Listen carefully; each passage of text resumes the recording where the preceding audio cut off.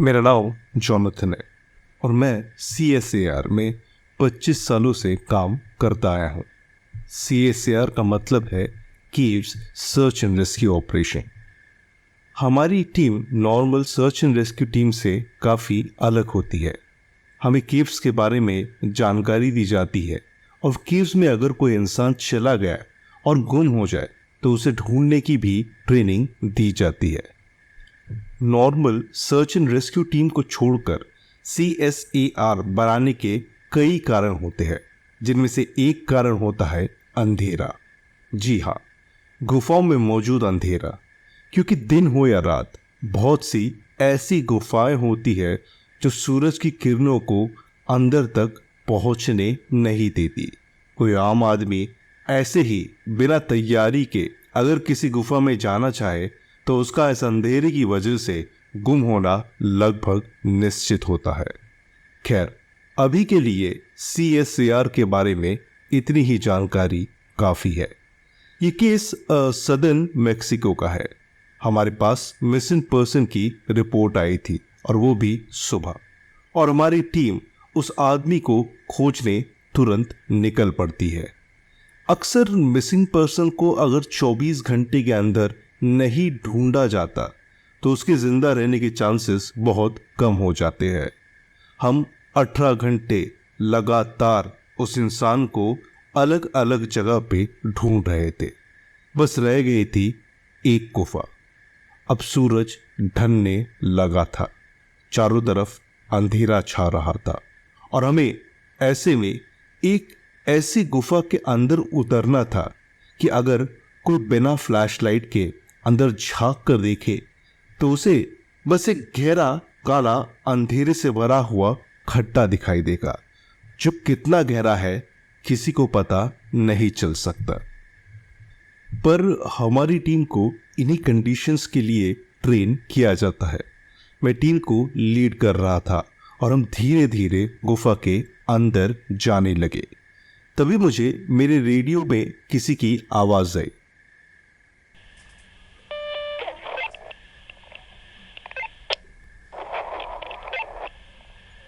वो टिमी था, हमारा टीममेट।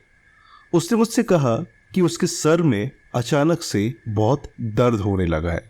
मुझे उसकी बात सुन के गुस्सा आया। एक तो यहाँ हम किसी की जिंदगी बचाने आए हैं और टिमी कंप्लेन कर रहा था कि उसके सर में दर्द हो रहा है।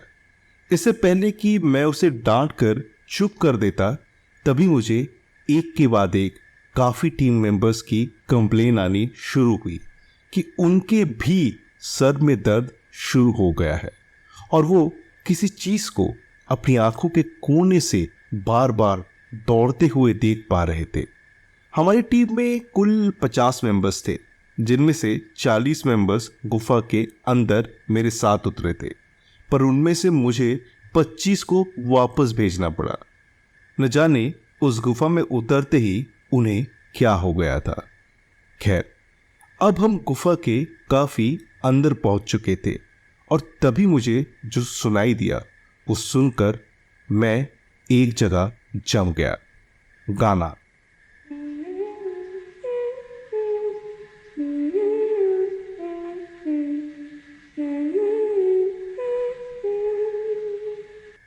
कोई गाना गा रहा था और कुछ लोग उस गाने के साथ हमिंग भी कर रहे थे। मुझे समझ नहीं आ रहा था कि गुफा में कोई गाना भला क्यों गाना चाहेगा, और क्या उसकी आवाज़ इको हो रही थी या फिर सच में वहाँ एक से ज़्यादा लोग मौजूद थे। मैं अपने ख्यालों में खोया था। तभी हमें आधा अधूरा खाना ज़मीन पर दिखाई पड़ा। वो कैन फूड था। छोटे छोटे टीन के डब्बे में नॉन वेज और थोड़े बहुत बीन्स पैक्ड पड़े हुए थे। अब हम समझ गए कि यहाँ इतने नीचे ज़रूर कुछ न कुछ हमारे साथ मौजूद है। हम यहाँ अकेले नहीं हैं, कोई और इंसान भी यहाँ है, वरना कैन फूड यहाँ इतनी गहराई में कैसे आएगा। मैंने अपनी टीम को सतर्क रहने को कहा। हमें खाने के चूरन को एक ट्रेल पे बिखरा हुआ देखा और हम उसका पीछा करने लगे और उसका पीछा करते हुए हमें क्लाइंबिंग गियर भी मिलता है। हमें समझ में आ गया कि मिसिंग पर्सन जरूर इसी क्लाइंबिंग गियर के सहारे यहां नीचे उतरा होगा। हम इधर उधर खोजने लगे। तभी मेरी टीम के एक मेंबर को एक अजीब सी चीज दिखाई पड़ती है। वो एक मरा हुआ बैट यानी चमगादड़ था और उसका सर गायब था। उसके बॉडी के आसपास बिल्कुल भी खून नहीं था, मानो किसी ने उसका सारा खून पीकर उसे फेंक दिया हो।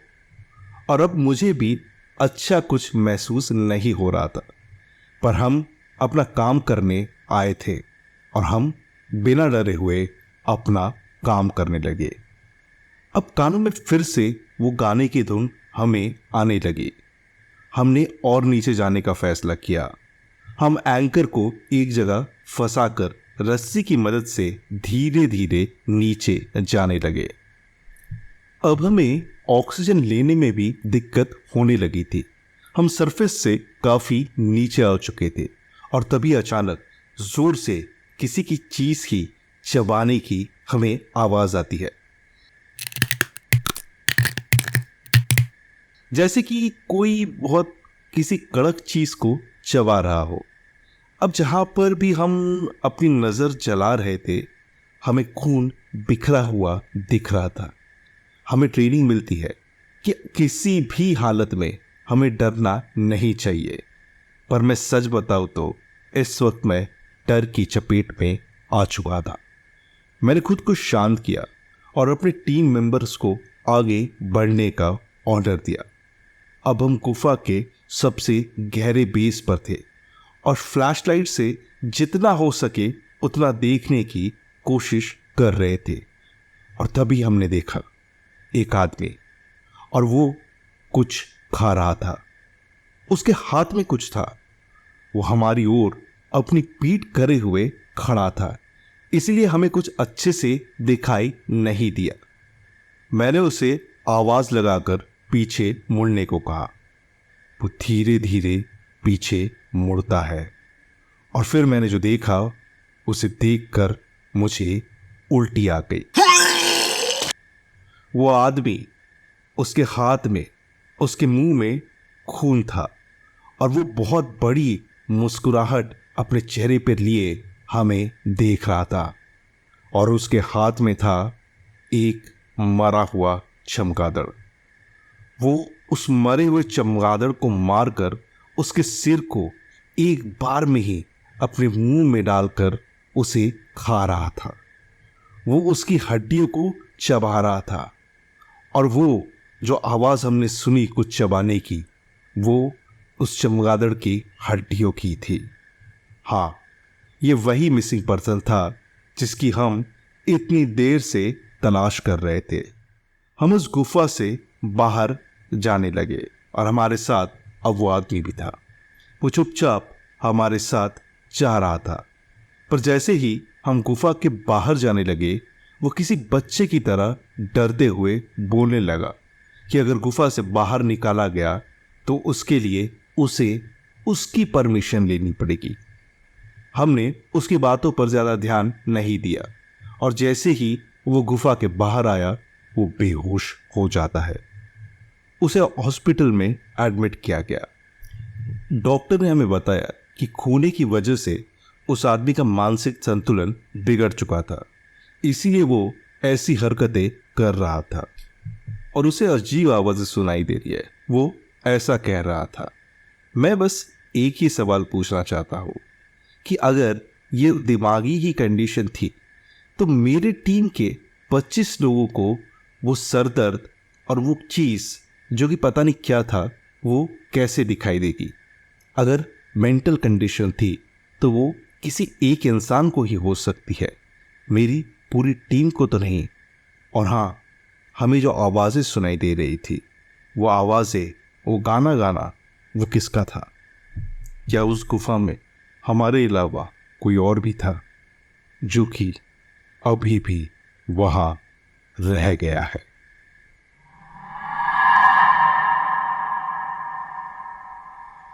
अक्सर सर्च एंड रेस्क्यू मिशन के लिए वॉलंटियर्स को बुलाया जाता है और बचपन में मैंने भी एक बार अपने पिता के साथ मिसिंग पर्सन की खोज करने में मदद की थी और तब से ही मुझे सर्च एंड रेस्क्यू टीम को ज्वाइन करने का डिसीजन बना लिया।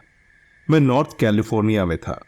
मैं आपको बता दूं कि अगर सर्च एंड रेस्क्यू के लिए आप वॉलंटियर करते हैं तो या तो सब कुछ अच्छा होता है या सब कुछ बुरा। मेरा मतलब है या तो मिसिंग पर्सन अंधेरा होने से पहले या कुछ ही घंटों में मिल जाते हैं या फिर कभी नहीं।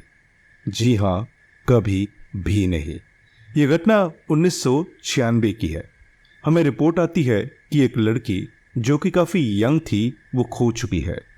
वो अपने माता पिता के साथ कपल केबिन में रुकी हुई थी। उस लड़की के माता पिता ने जब ध्यान दिया कि वो केबिन में नहीं है तो उन्हें ये लगा पहले तो कि शायद वो अपने डॉग को घुमाने के लिए बाहर चली गई होगी।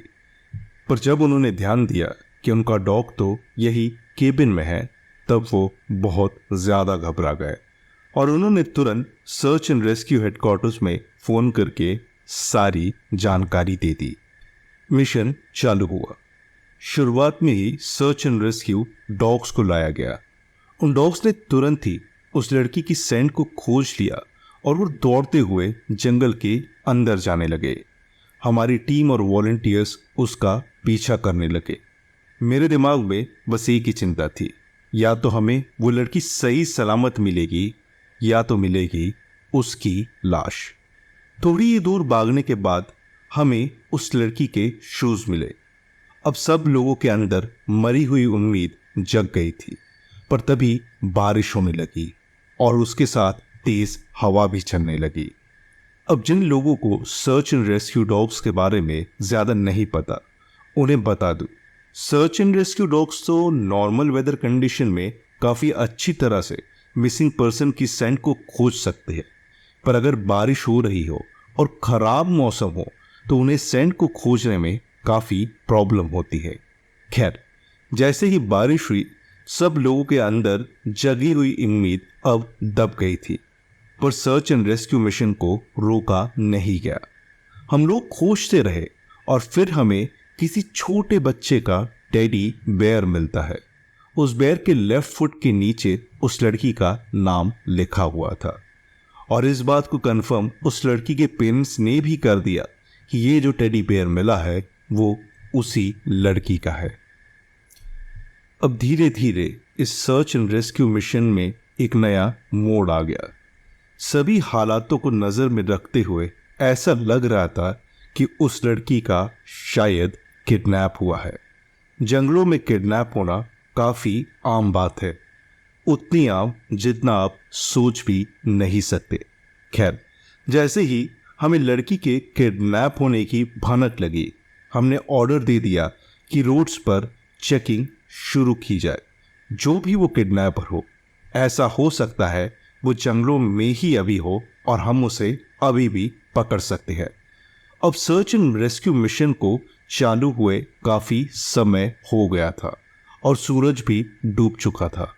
4 घंटे, 5 घंटे, 6 घंटे, धीरे धीरे 8 घंटे और बीत गए और फिर हमारे एक वॉलंटियर को कुछ मिलता है। वो एक छोटी सी टॉय रिंग थी। वो उस लड़की की थी। अब ये बात कंफर्म हो गई कि वो लड़की कहीं आसपास ही होगी। तभी बारिश रुक गई और सर्च एंड रेस्क्यू डॉग्स ने उस लड़की की सेंट को फिर से ढूंढ लिया और अचानक भागते हुए जंगल में एक तरफ जाने लगे। हम उनके पीछे पीछे भाग रहे थे। वो खोई हुई लड़की हमें मिल गई।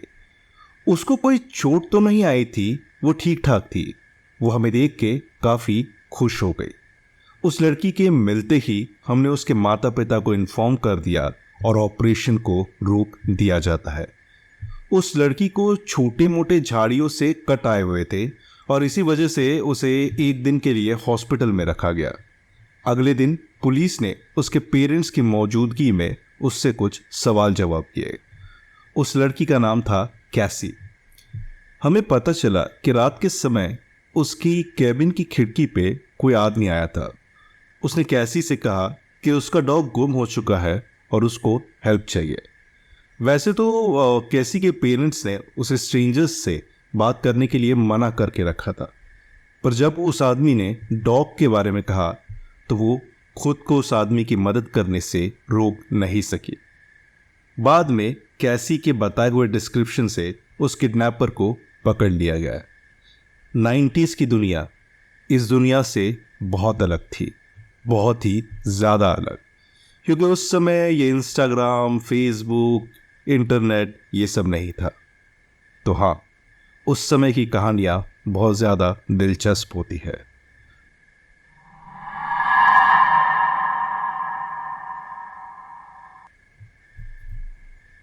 ये घटना मोंटाना की है। मोंटाना काफ़ी सुंदर जगह है। हॉलीवुड में देखी हुई काउबॉय मूवीज़ की तरह यहाँ महसूस होता है, पर ये देखने में जितना सुंदर है उतना ही रात को डरावना हो जाता है। ये तब की बात है जब मैं और मेरा टीममेट कैंप में थे। दरअसल हमें रिपोर्ट मिली थी कि एक मिसिंग पर्सन, और हम बोजेमन ग्लेशियर नेशनल पार्क पे उसको ढूंढने के लिए छानबीन कर रहे थे। हमारे पास एक ऑरेंज कलर का कैन था, हंटिंग गियर और खाने पीने का कुछ सामान। वो क्रिसमस का समय था, इसीलिए सर्च एंड रेस्क्यू टीम के काफ़ी मेंबर्स अपने अपने परिवार के साथ हॉलिडे मनाने गए हुए थे। रात हो चुकी थी और हमें ऐसा लगा कि अब रात में यहाँ पे हमारे खुद के खोने के बहुत चांसेस है। तो हमने डिसाइड किया कि आज रात हम यहीं पे कैंप लगाएंगे और सुबह फिर से मिशन को चालू करेंगे। हम दोनों ने कैन फूड खाया, टेंट सेटअप किया और अंदर सोने चले गए। अब रात के शायद 3 बज रहे थे और मेरी नींद अचानक खुल जाती है। पता नहीं किस वजह से, पर मेरी नींद खुल गई। और जब मैंने अपने बगल में देखा तो मेरा पार्टनर टेंट में नहीं था। मैं उठा और टेंट के बाहर निकल आया। मेरा पार्टनर बाहर ही खड़ा हुआ था। मैंने उसे पूछा कि वो सोया क्यों नहीं है, तो उसने जवाब दिया कि किसी वजह से उसकी नींद टूट गई है और वापस अब उसकी नींद नहीं लग रही है। हमने डिसाइड किया कि हम उस मिसिंग पर्सन को ढूंढना अभी से चालू कर देंगे। हमने हंटिंग गियर, कम्युनिकेशन के रेडियो, नाइट विजन गॉगल्स ये सब पहन लिया और हम जंगल में निकल पड़े।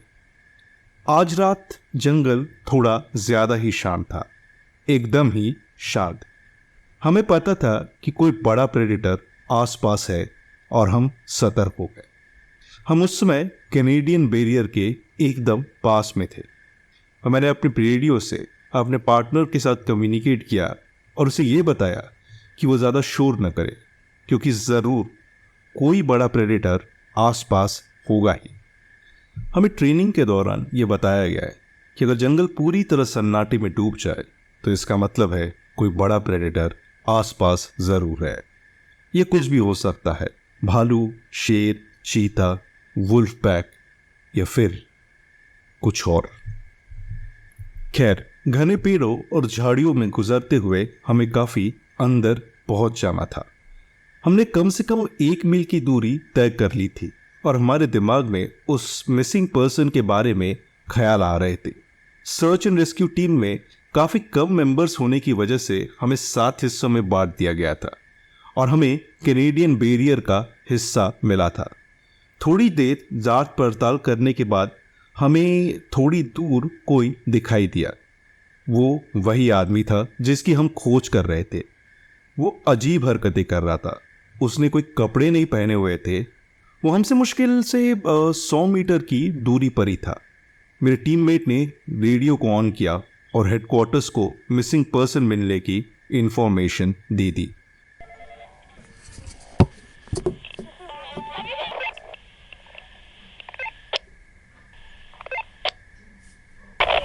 हेडक्वार्टर्स ने हमसे हमारी लोकेशन मांगी और हमें पिक करने के लिए एक हेलीकॉप्टर को तुरंत डिस्पैच भी कर दिया। हम उस आदमी के पास पहुंचे और उससे बात करने की कोशिश करने लगे। वो बस हमारी तरफ एक तरह घूरे जा रहा था।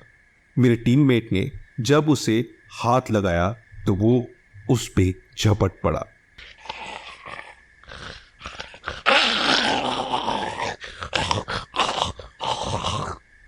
और उसने तुरंत एक बड़ा सा घाव मेरे टीममेट की छाती पर कर दिया। एक हंटिंग नाइफ। मैंने तुरंत अपनी जेब से एक स्टन गन को निकाला और उसके ऊपर चला दिया।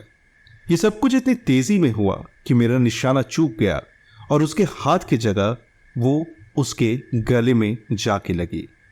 वो दर्द से चिल्लाने लगा। मैंने तुरंत अपने दोस्त को उठाया और वहां से भागने लगा। मेरे दोस्त की हालत बिल्कुल भी ठीक नहीं थी। उसकी छाती से खून लगातार बह जा रहा था। मैंने जो लोकेशन हेडक्वार्टर्स को पिक करने के लिए दी थी, मैं वहां जाने लगा। मेरे पीठ पर मैं अपने दोस्त को लादे हुए भागे जा रहा था।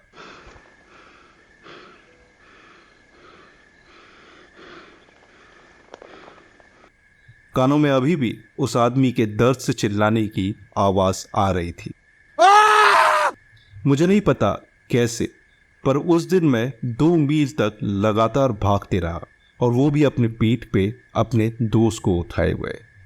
एड्रेनलिन की वजह से मेरे दोस्त को कुछ ज़्यादा दर्द महसूस नहीं हो रहा था, पर उसने मुझसे कुछ कहने की कोशिश ज़रूर की।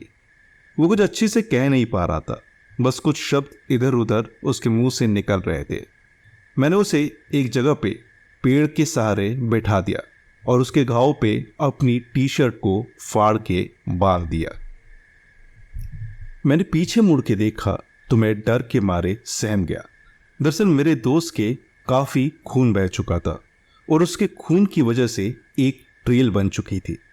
मुझे इस बात का डर था कि कहीं फिर से वो पागल आदमी खून का पीछा करते हुए हमारे तक ना पहुंच जाए, और मुझे जिसका डर था वही हुआ। कहीं से जोर से भागने की आवाज आने लगी। उस समय अभी भी सूरज नहीं निकला था, तो अंधेरा था चारों तरफ। नाइट विजन गॉगल्स भी मेरे पता नहीं क्यों काम करना बंद हो चुके थे। मैं फ्लैशलाइट से जितना हो सके उतना इधर उधर देखने की कोशिश करने लगा, और तभी वो आदमी फिर से मेरे देश के ऊपर कूद जाता है। उसके हाथ में अभी भी वो चाकू था। उसने वो चाकू मेरे दोस्त के सिर में मारने की कोशिश की, पर उसने अपना हाथ सामने कर लिया। चाकू अब मेरे दोस्त के हाथ के आर पार निकल चुका था। मैंने पास में पड़ा हुआ एक बड़े से पत्थर को उठाया और उस आदमी पर फेंक मारा। वो पागल वही बेहोश हो गया। मैंने उसके हाथ से वो चाकू छीन लिया और अपने दोस्त की पट्टी करने लगा। अब बस था उस हेलीकॉप्टर का इंतजार। मुझे इस बात का डर था कि कहीं मेरे दोस्त की ज्यादा खून बहने से मौत ना हो जाए, और ये भी कि कहीं अगर ये पागल आदमी फिर से उठ गया तो क्या हो गया। मैंने अपने हाथ में अपनी हंटिंग नाइफ को लिया और उस पागल आदमी की तरफ बढ़ा। मैंने इसे डिसाइड किया कि मैं उस आदमी को जान से मार डालूंगा। मुझे ये चिंता थी कि अगर वो आदमी फिर से उठ गया और मेरे दोस्त पे हमला करेगा तो हम नहीं बच पाएंगे। मैंने उस आदमी के गले से स्टन गन की एमो को निकाला और चाकू मारने ही वाला था कि तभी मुझे कुछ सुनाई दिया।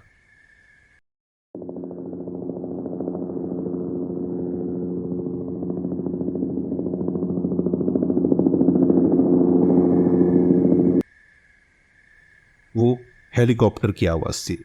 आखिरकार हेलीकॉप्टर ने हमें जंगलों के बीच में नोटिस कर ही लिया था। हेलीकॉप्टर में बैठे मेरे टीम मेंबर्स को मैंने सारी घटना बताई और उस मिसिंग पर्सन को और मेरे दोस्त को हमने बैठा लिया।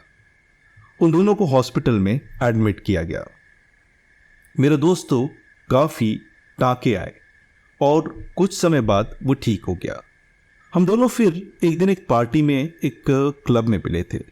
वहाँ पर मेरे दोस्त ने मुझे बताया कि उस आदमी ने अगले ही दिन हॉस्पिटल के छत से कूद के खुदकुशी कर ली थी। वो उस जंगल में कैसे पहुंचा, उसके कपड़े कहाँ गए, उसके हाथ में वो चाकू कहाँ से आया। मेरे दिमाग में ये ऐसे काफ़ी सवाल रह गए और शायद उसका जवाब मुझे आज तक नहीं मिला है और शायद कभी मिलेगा भी नहीं।